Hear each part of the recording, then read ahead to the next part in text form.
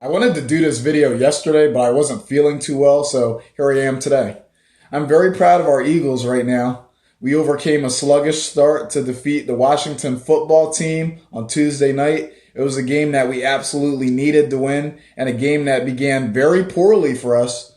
This game, the start of this game was absolutely horrible. We fell behind 10-0 in the first quarter after two turnovers.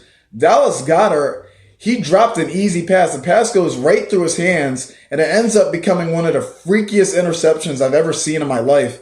The ball bounces off his heel right into the arms of a Washington player. They scored a touchdown off that turnover. And then Jalen Hurts, he fumbled at the 20-yard line. Washington recovers it. They go down the field and they get a field goal off of that turnover. So they get a 10-0 lead early because we were turning over the ball. And to our credit, to the Eagles' credit, we didn't give up. We didn't just roll over and die. We didn't just quit after giving up that 10-0 lead. After we spotted them that 10-0 lead, the Eagles scored 20 unanswered points. 20 unanswered points. We really woke up after that. And Washington, they did score again to make the game 20-17, a little tighter late, but then we would put it away to win 27-17. And I'm really satisfied with what I saw on that night. I want to start with Jalen Hurts. So, Jalen Hurts, before this game, the last time we saw him was against the New York Giants. And as we all know, that was the worst game of his entire career. He threw 3 interceptions, just a bunch of terrible throws in that game. Jalen Hurts was terrible against the New York Giants. So, it was really important to see how he would come out in this game, how he would respond to a game against the division rival Washington football team with a playoff spot on the line, because at the time of this game, Washington was the 7th seed. So how would Hurts respond to a division rival when a victory by the Eagles can put us into playoff contention, like serious playoff contention? And Jalen Hurts, even though he struggled early, I didn't like his fumble at all. That was like a Carson Wentz fumble. And I really didn't like that play where he forced it into Devontae Smith. He threw to Devontae Smith in double coverage on that play. And Kenneth Gainwell was open. Kenneth Gainwell was open for a touchdown on that play. He threw it into double coverage for Devontae Smith, who got up kind of gimpy off of that play. He went into the blue tent, but he came out later, so he was fine, I guess. And here's the thing. So after the fumble, Nick Sirianni, he really tore into Jalen Hurts. Like, he was really giving Jalen Hurts an earful. And after that, Jalen Hurts, he really played well. He played well after those early mistakes. He made a bunch of big throws to Dallas Goedert. Dallas Goedert had a big game for Dallas Goedert. I did mention the drop earlier that led to an interception. He did drop another pass later in the game too, but he had 7 catches for 135 yards. He has now back-to-back games with over 100 yards receiving. That's really good. Goddard is showing why we extended him. And I really appreciated that move at the time, because if we waited to do this, if we waited till after this season to pay Goddard, we would have had to give him even more money. So that was a really good idea to pay Goddard. And it's showing dividends right now because Goddard is showing out like a stud. Dallas Goedert is a huge playmaker. He is a huge playmaker. He did have the 2 drops. I didn't like the 2 drops, but the guy, he's awesome. He's awesome. There was this one play, he caught a long pass, and it's like he reached up over the safety and just took the ball from him. Goddard is a stud. But anyway, back to Jalen Hurts. So after the fumble, after the forced throw to Devontae Smith, he played really well. So he finishes this game with a stat line of 20 for 26, 296 yards. And that's nearly 300 yards passing. So he nearly had a 300-yard passing day. He had 1 touchdown throw. He threw a dime touchdown to Greg Ward. That touchdown that made it 27-17, that was an amazing touchdown. I love that throw. That was an amazing throw by Jalen Hurts. And he had 2 rushing touchdowns as well. So 3 total touchdowns. And I believe he had 38 yards on the ground. So that brings his total yardage to well over 300. So even though it was a little shaky start for Jalen Hurts, he was able to shake off the adversity very well, and it was an efficient game for Jalen Hurts, and we really needed to see that from him after such a disastrous performance against the New York Giants. And Miles Sanders, so Miles Sanders had 18 carries and rushed for 131 yards.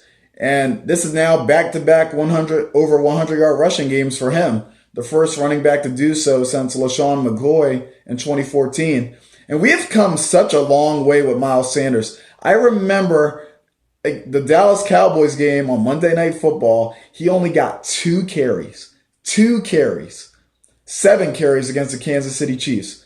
And now I think, how many carries did he get against the Jets? Was it like 25? But we're finally giving Miles Sanders the respect he deserves. A lot of people don't like Sanders because his durability, his health is a concern, and he does tend to fumble quite frequently. Ball security is an issue, but the guy, he can really break off huge runs. The guy, he's got an explosive factor to him. So I would pay Miles Sanders. A lot of people, they want to move on from Miles Sanders. They want to trade him. I would keep Miles Sanders. I wouldn't trade him. I wouldn't move Miles Sanders at all. I see him as a valuable piece to this team's future. And you see what happens when you give him the ball. The guy, Miles Sanders can make big plays happen. He is a big playmaker. I know that his health is a concern. I know that his hands, his fumbles, that's another concern too. But his positives, he has great upside. So I'm willing to keep working with Sanders because I think his positives outweigh the negatives. And that big play potential from him, it's only a matter of time before he breaks out a long run. You saw him do it like 3 times last year against the Steelers, the Ravens, and the Saints. I think he's going to do it this season too. I think he's going to have a long run for a touchdown at some point this year. He hasn't had a touchdown yet, by the way. He did have a 2-point conversion against the Falcons in week 1, but we really need to get him a touchdown. I want Miles Sanders to score a touchdown. And Jalen Reagor actually had a pretty big day today. Now, so I was at this game, and every time they said Reagor's name, like when they were announcing him for punt returns, there was like an enormous reaction of boos. It was kind of funny and kind of sad at the same time, but the guy, he had a big day. He had this one catch on the sideline for was it like 20-something yards? And then there was another play where he came very close to scoring a touchdown, but he was knocked out of bounds near like the 2-yard line. Jalen Reagor actually had more receiving yards than Terry McLaurin. He had more receiving yards than Terry McLaurin.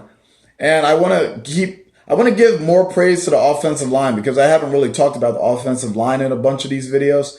The biggest difference between last year's Eagles team and this year's Eagles team is the offensive line. We had no O-line last year. Carson Wentz got sacked 50 times in 13 games. It was awful. This year, it's been a completely different story. You got studs like Jordan Mailata. He had a few penalties in this game, but I don't care. Mailata's still my boy. He should have been a Pro Bowler. I don't know how he didn't get into the Pro Bowl. Jake Elliott, too. Jake Elliott missed the Pro Bowl. How did that happen? But anyway, so Jordan Mailata, he's a stud. Landon Dickerson, he didn't play in this game because of COVID, but he's become a very valuable asset on this O-line. Landon Dickerson was a very controversial pick because of his injury history, but that pick is paying off right now. I don't see a lot of people complaining about it now because Landon Dickerson, he's a stud. We all knew that he was a stud. It was really the injuries that everybody was concerned about. Landon Dickerson, Lane Johnson, of course. Nate Herbig, just don't have him at center. And who else? I feel like I'm forgetting somebody. Well, you know what I mean. I basically had all the important people. The offensive line is putting in some serious work. Jason Kelce, especially Jason Kelce, dude, he was running stride for stride with Miles Sanders on that one long run. He was running stride for stride with him. This is a guy that has been in the league since 2011, and he's still got it. He's still got plenty left in the tank. You do not come across centers like Jason Kelce that often. So I'm telling you, man, when Jason Kelce retires, we're really going to miss him because he is a generational type of player. Like, we drafted him, I think, in the 6th round of that 2011 draft. It was the same draft where we selected that fireman named Danny Watkins in the 1st round. Jason Kelce, he is a legend. Jason Kelce is a legend. He He leads the NFL in snaps played since 2016. The guy, he's tough. He's got enormous heart. He's a Philly legend. He's got grit. He's awesome. And they held this offensive line. They held up very well against this Washington defensive front. They got Jonathan Allen back. They got what's that other guy's name? Montez Sweat. They got him back too. And I really liked how they were able to hold off that pass rush. Now, I'm still not liking our pass rush. Garrett Gilbert, there was just times where the pass rush, it just wasn't getting to him.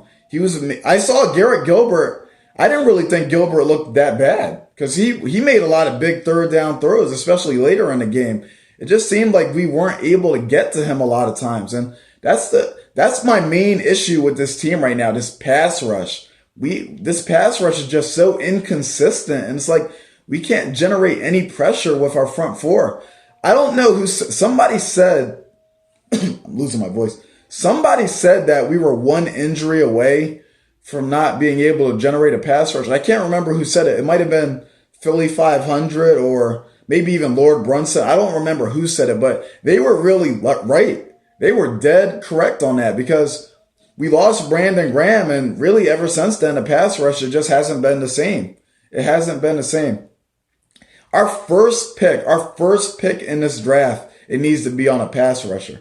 I would even trade up for Hutchinson, honestly. That's how sick I am of this pass rush. That's how sick I am. I'm just tired of just not getting any pressure on these quarterbacks. There were a few plays where Fletcher Cox was getting heat on Gilbert. There were some plays where Derek Barnett chased him, and I think he tripped him up, but still, it's just really not enough. Just not enough from this pass rush. See, it feels really good to get this win over the Washington football team who swept us last year. We gave them both of those games. We blew a 17-0 lead in week 1. And then, of course, the final game of the year, week 17, we tanked that game for the draft pick with Nate Sudfeld. I'm sure we all remember that. Giants fans, they were very upset with us, but who cares? The Giants stink. Speaking of the Giants, we played them on Sunday, and that is another important game. Ooh, a huge game. You know the Giants, they would love nothing more than to sweep us and play spoiler. They would love nothing more than to ruin our playoff hopes. We already lost to them a few weeks ago. Thank you, Jalen Reagor and Jalen Hurts to a lesser extent. Well, actually, no, they both deserve an equal amount of blame. But that was 3 weeks ago. 3 weeks ago. This is a new week. And we are ready for round 2. We want those G-men. We want those G-men. We got something to say to you, G-men. You ain't sweeping us. You get that win 3 weeks ago. Okay. But you're not beating us in Philadelphia. That's not happening. So catch you guys later. Peace out.